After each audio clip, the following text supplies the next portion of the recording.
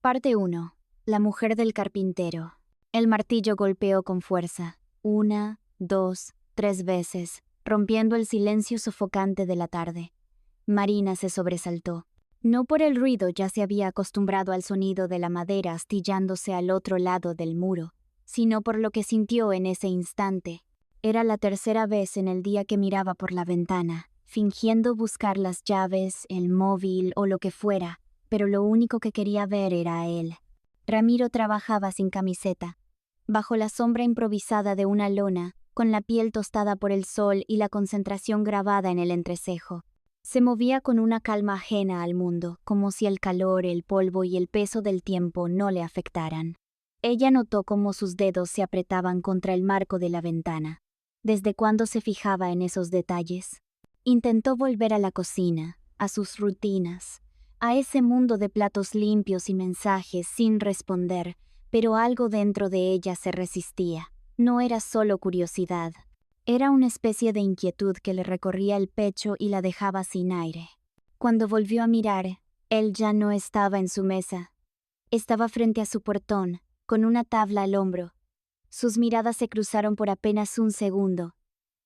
Él hizo un gesto con la cabeza, casi un saludo. Y entonces, sin pensarlo, Marina bajó los 3 escalones descalza, con la taza aún en la mano.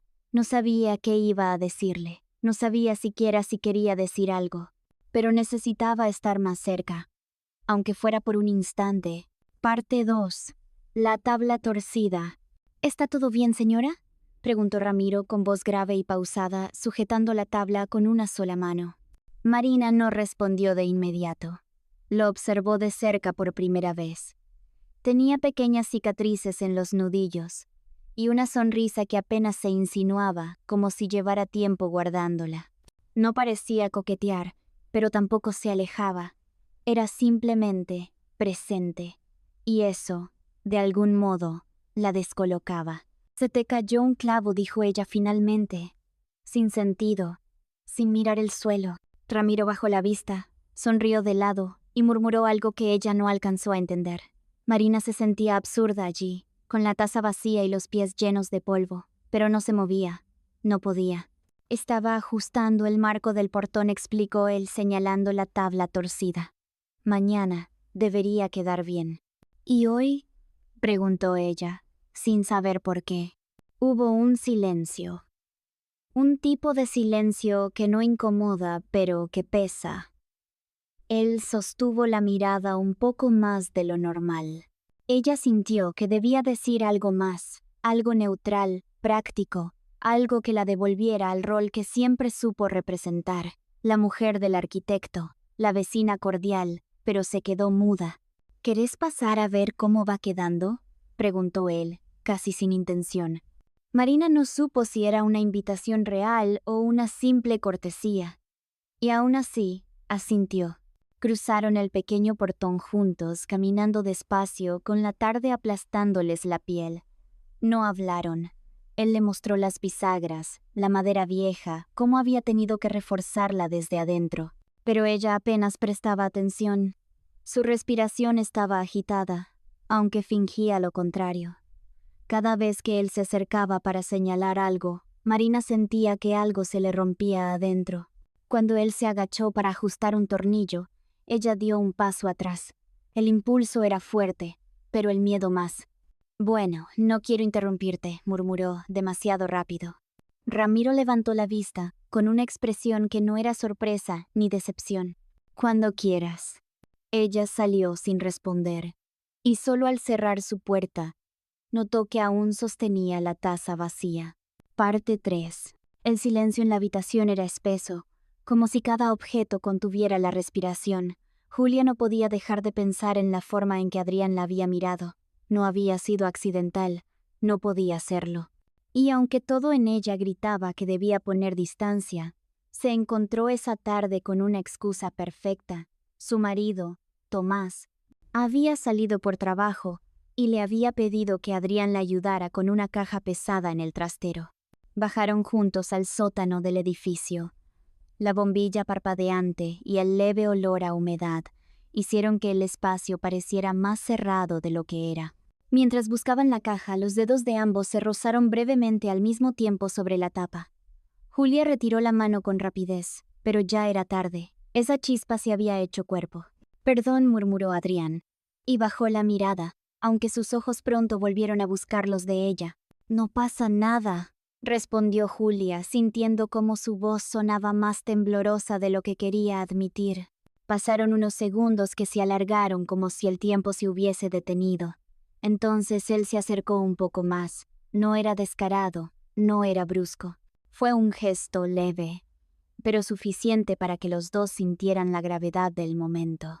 Julia, con el corazón golpeando en su pecho, dio un paso atrás, pero tropezó con una caja detrás de ella. Adrián la sostuvo por la cintura con ambas manos. No la soltó enseguida. Y aunque no hubo palabras, en ese contacto estaba todo lo que no se atrevían a decir. «Deberíamos subir», dijo finalmente ella, intentando sonar firme. «Claro», respondió él, sin moverse ni un centímetro. Sus rostros estaban peligrosamente cerca. Julia sabía que ese momento no debía ocurrir, y sin embargo su cuerpo no retrocedía. Finalmente, ella se separó y caminó hacia la puerta sin mirar atrás. Adrián tardó unos segundos en seguirla. Ninguno habló en el ascensor, pero cuando llegaron al piso y ella abrió la puerta, sus dedos volvieron a tocarse, esta vez sin accidente, una caricia sutil, breve, pero tan elocuente como un secreto compartido. Julia entró en casa con el pulso acelerado, cerró la puerta lentamente y apoyó la frente contra ella. No sabía en qué momento había comenzado a perder el control, pero sí sabía algo. Ya no podía fingir que nada estaba pasando. Parte 4. Los días siguientes fueron un torbellino de miradas cruzadas, silencios incómodos y pequeñas tensiones que crecían como una sombra que se extiende sin que nadie la note a tiempo. Julia intentaba mantenerse en la rutina, pero cada vez que veía a Adrián sentía que el suelo se movía bajo sus pies. Una tarde, en la terraza del café donde solían encontrarse para charlar sobre el proyecto que compartían en el trabajo, Adrián rompió el hielo de una forma inesperada. «¿Crees que esto pueda pasar sin cambiarlo todo?», preguntó con voz baja, sin mirarla directamente. Julia respiró hondo y miró hacia el horizonte, donde el sol comenzaba a teñir de naranja los edificios. No quería admitirlo, pero sentía que esa pregunta tenía más peso del que podían cargar dos simples colegas. «No lo sé», contestó, mordiendo el borde de su vaso. «Pero ya nada será igual, eso seguro». Adrián tomó su mano por un instante, un roce sutil pero cargado de intención, y luego la soltó rápidamente.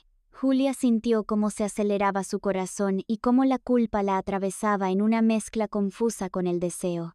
Esa noche, al llegar a casa, su marido Tomás notó algo diferente en ella, pero no preguntó. A veces, las palabras sobran cuando el silencio dice demasiado.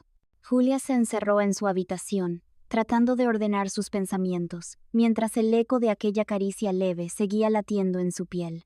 Al día siguiente, en la oficina, los dos evitaron hablar del momento, pero la tensión entre ellos era palpable.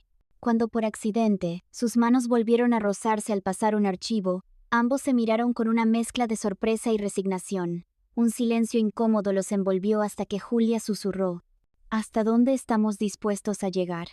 Adrián no respondió. Solo dejó caer el documento y se alejó lentamente, mientras una sombra nueva se instalaba entre ellos. Parte 5. La tensión acumulada llegó a un punto crítico esa misma noche. Julia y Adrián coincidieron en la fiesta de cumpleaños de un amigo en común. Un evento informal, pero que parecía una trampa tejida por el destino. El ambiente estaba cargado de risas y música, pero ellos se movían en una burbuja aparte, conscientes de que la distancia entre ellos se hacía cada vez más corta. Cuando Julia buscó una copa de agua, Adrián apareció a su lado sin aviso, como si sus pasos supieran exactamente dónde encontrarla. La música se volvió un murmullo lejano, y el ruido de la fiesta un eco distante. «Necesitamos hablar», dijo Adrián con voz apenas audible. Ella asintió sin palabras, y los dos salieron al balcón que daba a la ciudad iluminada, La brisa fresca los envolvió, pero no logró disipar el calor que se acumulaba entre ellos. No puedo seguir fingiendo que esto es solo una distracción, confesó Julia, mirando el vacío. Él la tomó del brazo suavemente, un gesto que parecía querer retenerla y al mismo tiempo liberarla. Yo tampoco, respondió Adrián. Pero no sé cómo evitar que todo esto nos destruya.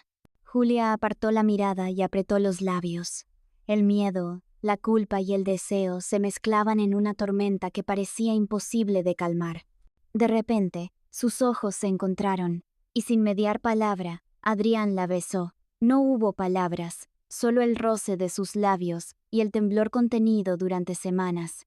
Julia sintió que el mundo se detenía, que todo lo que conocía cambiaba en un instante. Cuando se separaron, el silencio volvió a caer, esta vez más pesado y denso.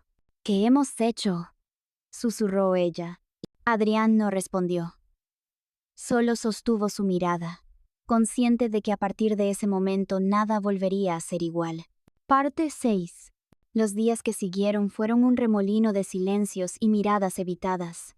Julia y Adrián ya no necesitaban palabras. Cada gesto, cada roce accidental, hablaba por ellos. Pero en la intimidad de sus pensamientos, ambos sabían que habían cruzado un límite que no se podía deshacer. Una tarde, mientras caminaban por el parque donde todo había comenzado a complicarse, Julia se detuvo y, con voz temblorosa, dijo: ¿Sabes qué es lo más extraño? No siento arrepentimiento, solo una tristeza profunda, como si algo dentro de mí se hubiera despertado y no pudiera dormir más. Adrián la miró, la luz del atardecer iluminando su rostro, y respondió con una sinceridad desgarradora: Yo también siento eso. No es culpa ni rabia, es el precio de habernos descubierto a nosotros mismos cuando ya era demasiado tarde. Ambos entendieron que nada volvería a ser como antes, que la vida les había mostrado una grieta invisible, una verdad incómoda que existía desde siempre, pero que hasta ese momento ignoraban. Y aunque sus caminos se separaran, esa noche, cada uno en su cama, sintieron algo parecido a la liberación, un permiso silencioso para ser imperfectos, para cargar con las consecuencias sin perderse del todo.